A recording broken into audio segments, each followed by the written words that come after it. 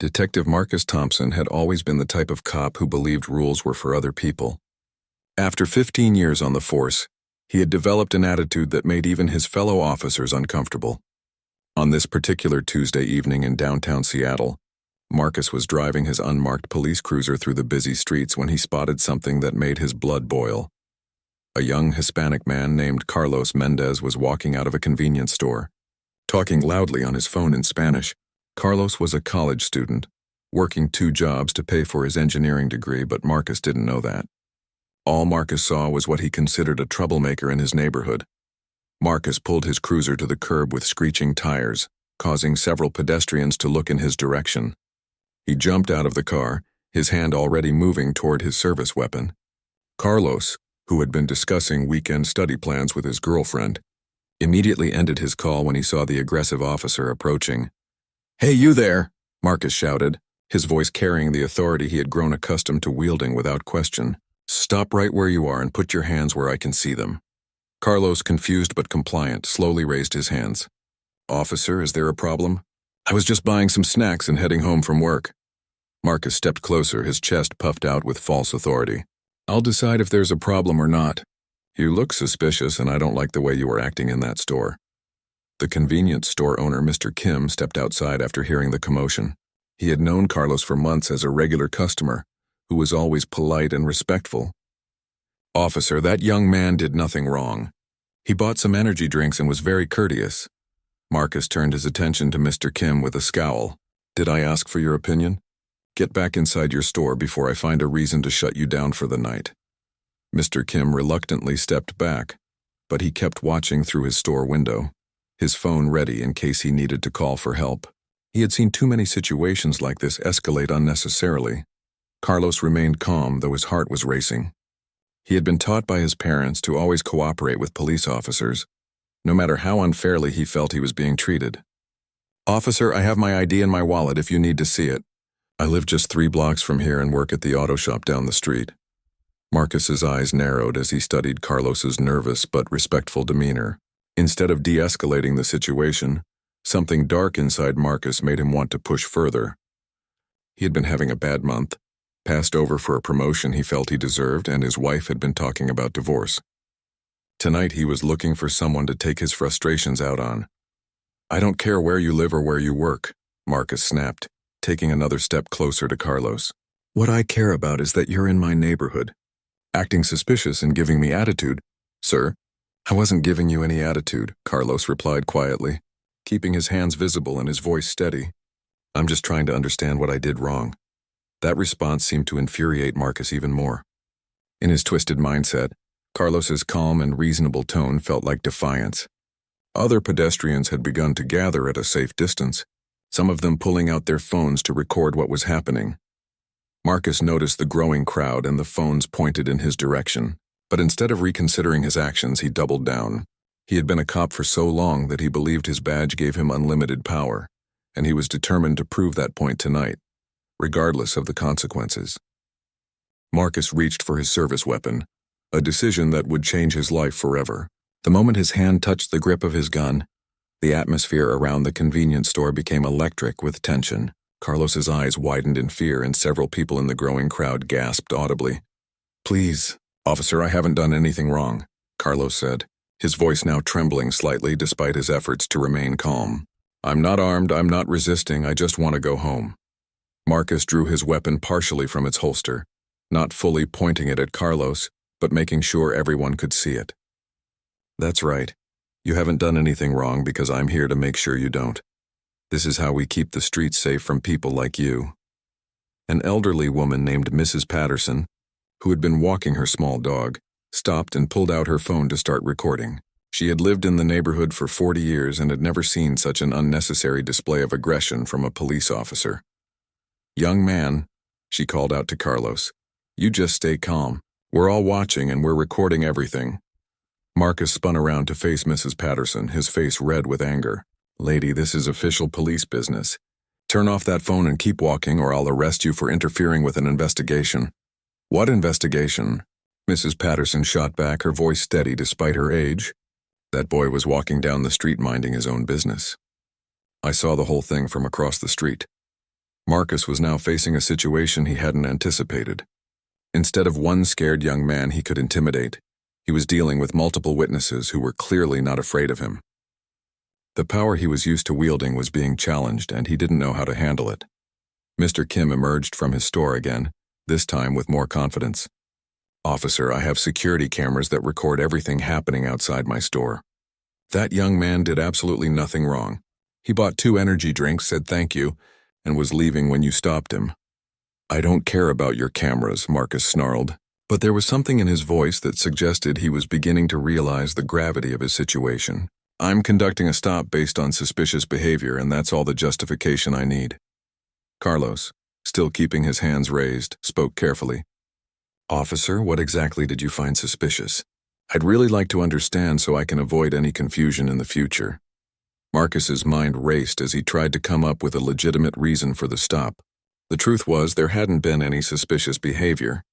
Carlos had simply been a convenient target for Marcus's bad mood and personal prejudices. "You were walking erratically," Marcus finally said, grasping for any excuse.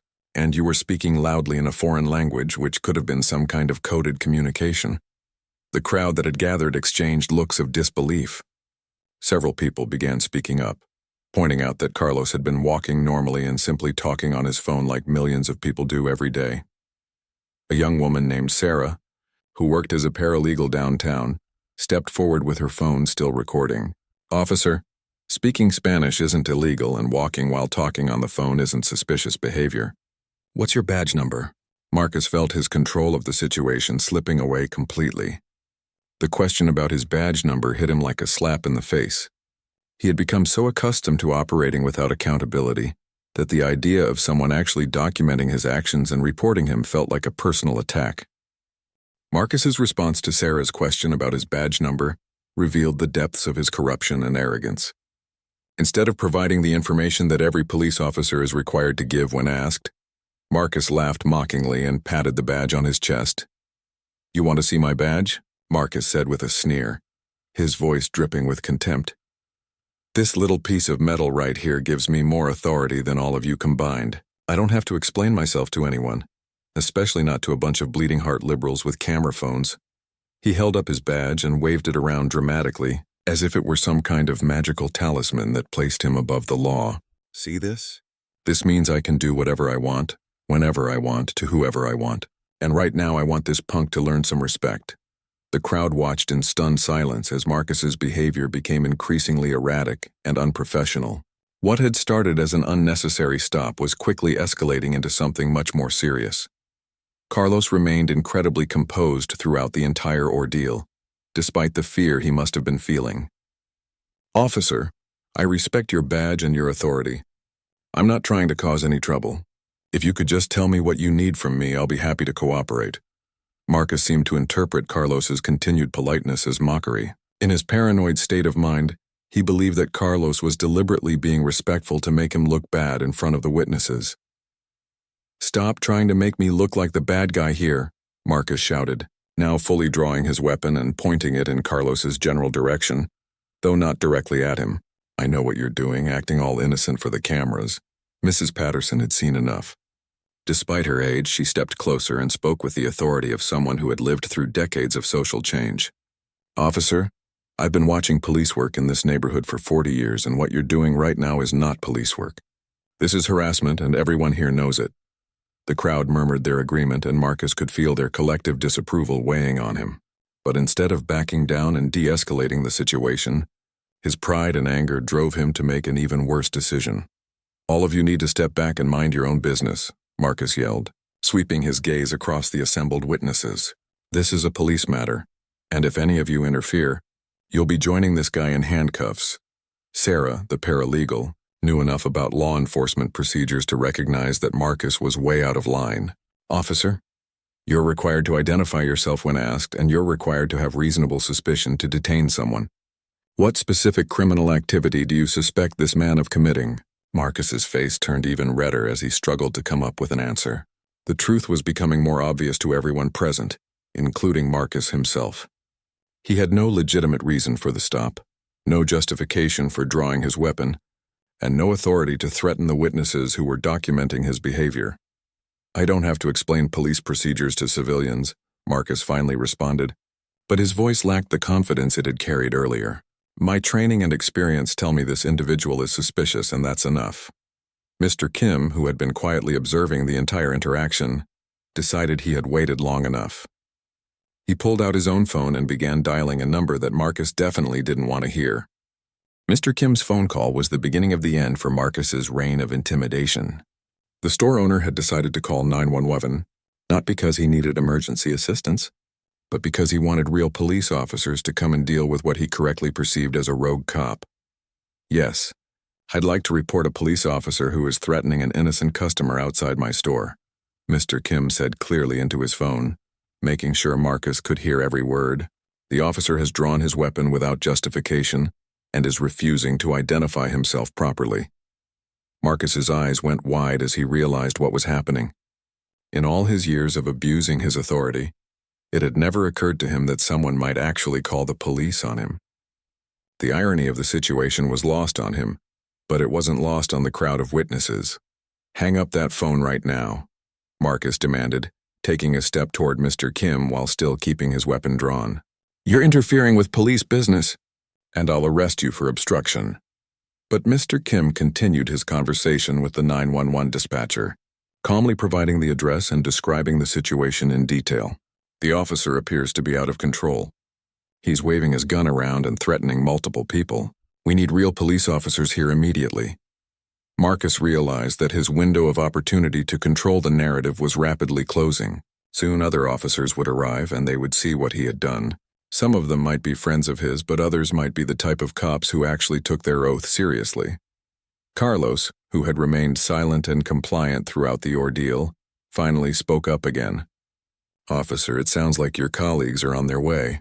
Maybe we can wait for them to arrive and sort this whole thing out. Shut up, Marcus snapped. But there was panic creeping into his voice now. Nobody asked for your opinion. Sarah, the paralegal, was still recording everything on her phone.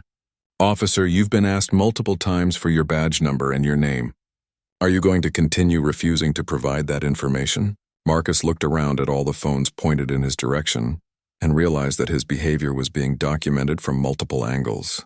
In a few hours, videos of this incident would probably be all over social media, and his department would have no choice but to investigate. The thought of facing an internal affairs investigation terrified Marcus more than he cared to admit. He had been getting away with misconduct for years, but always in situations where there were no witnesses or where he could intimidate witnesses into silence. This was different. Fine, you want my badge number? Marcus said, his voice taking on a mocking tone again as he tried to regain some semblance of control. It's 2847, Detective Marcus Thompson. Are you happy now? Mrs. Patterson was busy writing down the information on a piece of paper she had found in her purse. 2847, Detective Thompson, got it? And the date is Tuesday, November 28th, and the time is approximately 8:30 p.m. Marcus watched in growing horror as the elderly woman methodically documented all the details of the encounter. She was clearly someone who understood the importance of creating an accurate record of police misconduct. In the distance, the sound of sirens could be heard approaching. Marcus knew that in just a few minutes, his fellow officers would arrive at the scene, and he would have to explain why he had drawn his weapon on an unarmed man who had committed no crime. For the first time since the encounter began, Marcus started to consider the possibility that his actions might have serious consequences. But instead of holstering his weapon and trying to de-escalate the situation, his pride and desperation drove him to make one final catastrophic mistake. As the sirens grew louder, Marcus made a decision that would seal his fate. Instead of holstering his weapon and attempting to salvage what remained of his career, he decided to double down on his abuse of power in the most spectacular way possible. You know what? Marcus said, his voice rising to match the approaching sirens. All of you think you're so smart with your phones and your recording and your questions about badge numbers. But when my backup gets here, they're going to see that I was just doing my job, and you're all going to look like fools. He gestured wildly with his weapon, causing several people in the crowd to step back in alarm. This badge means something. It means I have the authority to maintain order in this community. And if that means putting troublemakers in their place, then that's exactly what I'm going to do. Carlos, who had displayed remarkable composure throughout the entire ordeal, finally showed a crack in his calm exterior. "Please, officer, can you just put the gun away? I promise I'm not a threat to anyone. I just want to go home to my family." "Your family?" Marcus laughed bitterly. "Let me guess. Probably a bunch of welfare recipients living off the system, right? That's why you're out here at night. Probably looking for something to steal or someone to hassle." The racist implications of Marcus's words were not lost on anyone in the crowd. Mrs. Patterson shook her head in disgust, while Sarah continued recording, knowing that this footage would be crucial evidence of the officer's misconduct. Mr. Kim emerged from his store once again, this time with a grim expression on his face. "Officer Thompson, I just spoke with the 911 dispatcher again.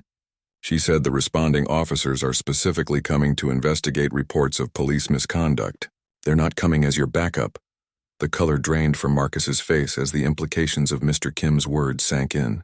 For the first time, he truly understood that he wasn't going to be able to talk his way out of this situation. The responding officers weren't coming to help him. They were coming to investigate him. The sirens were now very close, probably just a block or two away. Marcus looked around desperately, trying to figure out how he could possibly explain his actions to his fellow officers. How could he justify drawing his weapon on an unarmed man who had committed no crime? "This is all a misunderstanding," Marcus said, but his voice lacked conviction. "I was responding to reports of suspicious activity in the area. I was just being cautious." "What reports?" Sarah asked immediately. "From whom? When were these reports made?" Marcus realized he had painted himself into a corner with his lie. There had been no reports of suspicious activity, because there had been no suspicious activity. Carlos had simply been walking down the street, and Marcus had decided to harass him for no legitimate reason. The first police cruiser rounded the corner, its lights flashing and siren wailing.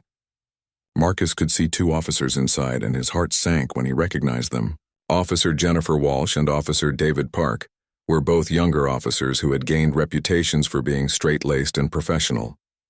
They weren't the type of cops who would cover for a colleague's misconduct. The cruiser pulled up to the curb, and both officers stepped out with serious expressions on their faces.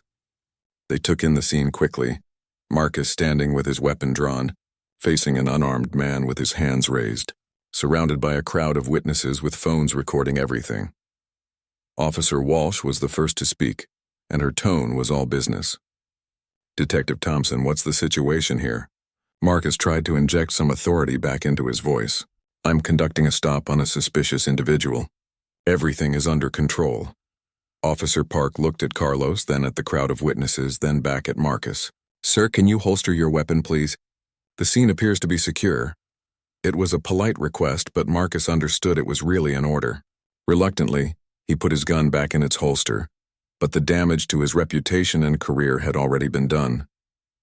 Officer Walsh immediately began speaking with the witnesses, while Officer Park approached Marcus with a concerned expression. It quickly became clear that the responding officers were treating Marcus as a subject of investigation, rather than a colleague in need of assistance. "Detective Thompson," Officer Park said carefully, "we received multiple calls about an officer threatening civilians and refusing to provide identification. Can you walk me through what happened here?" Marcus tried to maintain his composure, but he could feel his career slipping away with every passing second. "I observed suspicious behavior and initiated a lawful stop. These people are just trying to cause trouble." Meanwhile, Officer Walsh was talking to Carlos, who was finally able to lower his hands for the first time in 20 minutes. "Sir, are you injured? Do you need medical attention?" "No, ma'am, I'm okay," Carlos replied, his voice still shaky from the ordeal. "I was just walking home from work when the detective stopped me. I never understood what I had done wrong." Mrs. Patterson approached Officer Walsh with her handwritten notes. "Officer, I witnessed this entire incident from the beginning. That young man did absolutely nothing wrong. Detective Thompson drew his weapon without justification and refused to provide his badge number when asked." Officer Walsh reviewed Mrs. Patterson's notes while other witnesses began sharing their cell phone videos.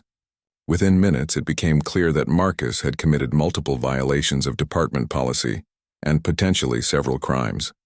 Mr. Kim handed over the security camera footage from his store, which showed Carlos's innocent behavior before Marcus arrived. The footage also captured the entire confrontation, providing an objective record of Marcus's escalating aggression and misconduct. Officer Park returned to Marcus with a grim expression. "Detective, I need you to provide me with your service weapon and your badge. You're being placed on administrative leave pending a full investigation." Marcus's world came crashing down around him as he realized the full extent of his downfall. "You can't be serious. I'm a 15-year veteran. I was just doing my job. Sir, drawing a weapon on an unarmed civilian without justification isn't doing your job," Officer Park replied firmly. "And threatening witnesses who are exercising their legal rights definitely isn't doing your job." As Marcus reluctantly handed over his badge and weapon, a second police cruiser arrived. This one carried a sergeant who would take charge of the investigation.